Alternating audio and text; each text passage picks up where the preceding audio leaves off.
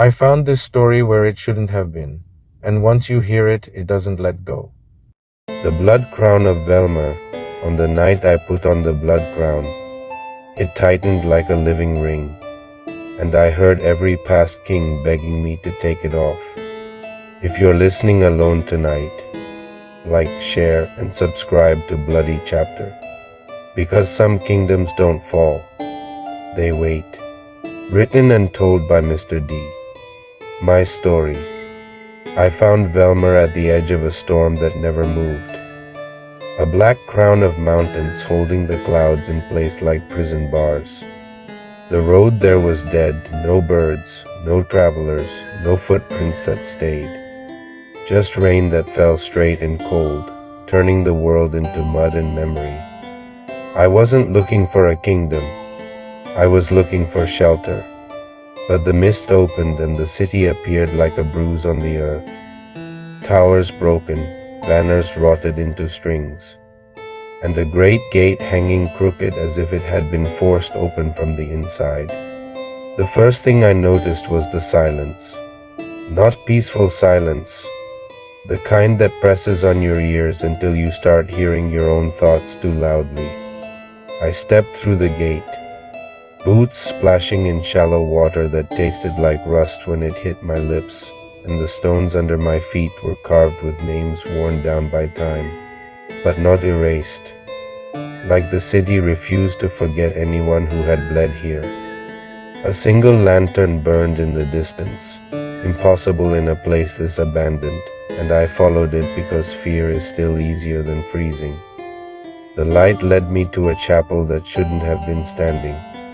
Its roof half collapsed, stained glass windows cracked but still clinging to color like stubborn bruises. Inside, an old priest waited by the altar, hood up, hands folded as if he'd been praying since the world ended. "You're late," he said, before I'd even spoken. His voice wasn't angry. It was relieved. I told him I wasn't anyone, just a man passing through, and he shook his head slowly like he'd heard that lie 1,000 times. "Velmor needs a king," he whispered, "and the crown has chosen you." I tried to laugh it off, but the sound died in my throat when he lifted a velvet cloth from the altar and revealed it. A crown of dark metal, wide and heavy, inset with stones the color of dried blood. The air around it felt warmer than the rest of the chapel, like the crown was holding heat the way a body holds fever. "That's not for me," I said, stepping back. The priest's eyes were pale, almost washed out, like they'd stared too long at ghosts. "It isn't for you," he replied. "It's for what you're carrying." My fingers curled into fists without permission, because I knew what he meant, even if I didn't want to admit it. Everyone carries something. Mine was grief, sharpened into a blade I kept pretending was just part of my armor. The priest reached out and the crown shifted slightly on the altar, not sliding, turning, like it was looking at me. A cold sweat ran down my spine. "What happens if I refuse?" I asked. The priest smiled without joy. "You already entered the city," he said. "Refusal is a word for people who can still leave." The chapel lantern flickered, and in the stained glass I saw movement shadows passing behind the cracks like figures walking just out of sight. I turned. Nothing. But the feeling remained, the sense of eyes in every broken corner. The priest placed the crown closer to me, and I smelled iron, sharp and fresh, like a wound that never clots. "Velmor was built on vows," he murmured. "Not blood. Vows." He told me the story in pieces, how kings once swore to protect the realm, how lovers swore under moonlit arches, how soldiers swore loyalty, and how, when the last king broke his vow, the city didn't collapse. It cursed itself, sealing every promise inside its stone. "The crown keeps them," the priest said. "It holds the vows, and it punishes the breaker." Rain drummed harder on the chapel ruins as if the sky was impatient. My mouth felt dry, and still I stepped forward because something in me wanted a reason, a purpose, something bigger than wandering and surviving. The priest lifted the crown with both hands, careful like he was holding a sleeping beast, and lowered it toward my head. I should have moved. I didn't. The moment the metal touched my skin, it tightened. Not like weight settling, like fingers closing. The world blurred at the edges, and 1,000 whispers poured into my ears at once, men praying, women crying, children laughing in languages I didn't know. Then one voice cut through like a knife, my own, speaking words I'd said years ago in a different life, a promise I never kept. The crown heated, my scalp stung, and I grabbed at it, but my hand stopped short like my body was afraid to touch it. In the chapel shadows, invisible feet began to shuffle, and I heard the first clear sentence from the chorus, spoken by a voice old enough to be stone. Take it off, before it learns your love. The priest leaned close and whispered, almost tender. Now, he said, sit on the throne and speak your vow. Behind him, the lantern flared bright red for a heartbeat, like the crown had breathed. The priest led me out of the chapel like a man escorting a bride, slow, reverent, and the city opened around us in the rain, empty streets glistening like black mirrors. The crown on my head didn't feel like metal anymore. It felt like pressure, like a hand resting there, gentle only until you tried to pull away. Every time I even thought about running, the crown warmed, warning me. We reached the palace at the center of Velmor, a giant skeleton of stone with doors carved in coronations and weddings promises frozen in relief. The priest pressed his palm to the doors and they opened on their own with a long groan, like the building remembered my name. Inside, the throne room waited, vast, wet, lit by torches burning a deep red that didn't look natural. The air smelled like iron and roses, and something about that mix made my stomach twist, like love after it dies. I took one step forward and heard applause, soft at first, then building, coming from nowhere. I turned, expecting bodies, but the room was empty, just shadow and rain threads falling through the broken dome. The priest didn't react. They're here, he whispered. They've waited. The crown tightened slightly, and the whispers in my skull organized into a single command. Sit.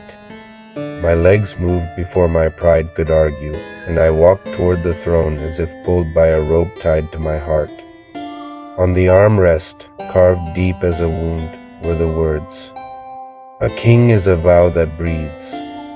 The priest stood beside me, hands open like he was offering me to the room. "Speak your vow," he said. "Restore Velmor." My mouth opened and the words came out heavy, like they'd been stored in my ribs. "I will protect this kingdom." The torches flared. The invisible applause became frantic, and I felt the crown drink the vow like water. The walls shifted, cracks tightening, stones sealing, the palace becoming less ruined, more alive. The priest let out a trembling breath like relief, but the crown tightened again, sharper this time, and the voices turned hungry. More. I tried to stand, but the throne held me like wet cement. "What does it want?" I rasped. The priest's face changed, pity, fear, truth. "Proof," he whispered, and he placed a small ceremonial blade beside my hand. "A token, and the city accepts you." I stared at the blade and realized the lie. Velmor didn't want blood. It wanted what blood represents. Sacrifice. The crown heated near my skull, and images flooded my mind, my hands holding someone's hands, candlelight, rain on glass, a promise I swore I meant. Then the moment I broke it, not with cruelty, with cowardice, the invisible court murmured like an audience craving the best part. The voice in my skull softened, almost tender. "Show them your love, not blood," I whispered. "That's not what you want." The crown tightened as if offended. Then the torches flickered and the throne room changed, for a second, into my past. That warm little room, that face I loved like it was my future, and I felt it slipping, not fading naturally, being taken, like fingers peeling a photograph out of my mind. That was the payment. Not pain, not death, theft. They weren't asking me to bleed. They were taking the one memory I'd bled over for years. "Stop," I choked, clawing at the crown. The metal burned my palms, but it wanted me to feel it. In the red stones I saw my reflection, and behind my reflection, stacked faces. Old kings looking out through my eyes, begging without mouths. And one of them screamed inside my skull, "Take it off. Before it wears you." I forced myself up from the throne with a sound like tearing cloth, staggering backward. The palace trembled, not from storm, from hunger. The priest grabbed my arm, nails digging in. "Don't," he pleaded. "If you stop now, it takes everything. It takes you." I yanked the crown upward with both hands, and for one heartbeat it loosened, just enough for hope to breathe. Then it snapped tight again like a trap closing, and my throat spoke without my permission, my voice, but not mine. "I accept," it said calmly. "I accept the crown." The invisible court erupted in applause, satisfied. The priest fell to his knees like he'd been waiting to surrender all his life. "Your Majesty," he whispered, and the torches steadied as if obeying me. I tried to remember that face, that warm room, even the sound of their laugh, but the details were gone, scraped clean like a name worn off stone. I knew I had loved someone. I knew it mattered, but the crown had eaten the proof. The palace felt alive now, not restored, possessed, and deep under the crown's cooling weight, a chorus sighed in relief. Because Velmor never needed a king to save it. It needed a host to keep its vows breathing forever. Thanks for watching. And if you want more stories that haunt the mind long after the sound fades, like, share, and subscribe to Bloody Chapter. Because some crowns don't sit on your head, they sit behind your eyes.